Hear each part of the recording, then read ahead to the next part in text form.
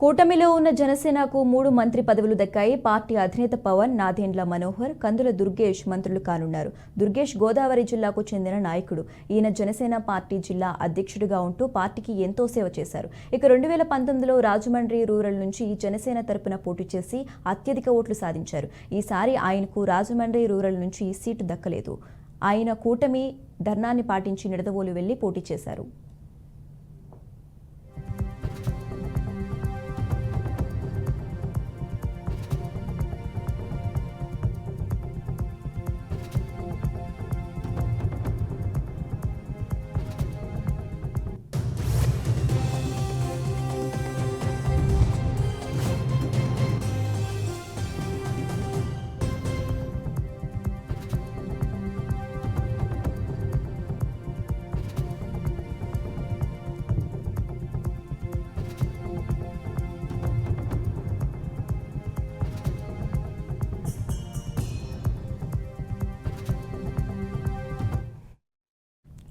బలమైన సామాజిక వర్గం నేపథ్యంతో పాటు ఆయన పార్టీ పట్ల చూపించిన విధేయత అన్ని కలిసి ఆయనకు జనసేన నుంచి కూటమి తరపున మంత్రి పదవి దక్కేలా చేస్తాయని అంటున్నారు.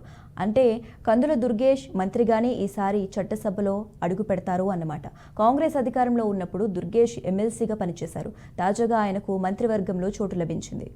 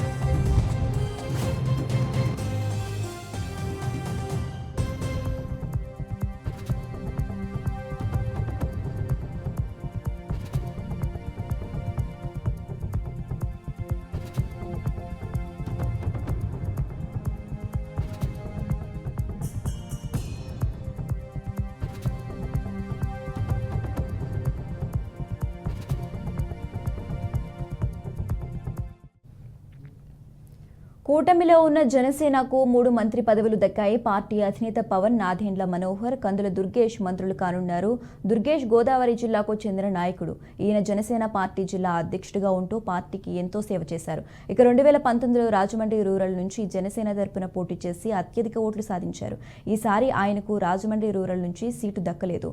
అయినా కూటమి ధర్నాన్ని పాటించి నిడదవోలు వెళ్లి పోటీ చేశారు. ఇక ఇదే అంశానికి సంబంధించి మరింత సమాచారం మా ప్రతినిధి వీరబ్రహ్మం ఫోన్ ద్వారా అందిస్తారు. వీరబ్రహ్మం చెప్పండి.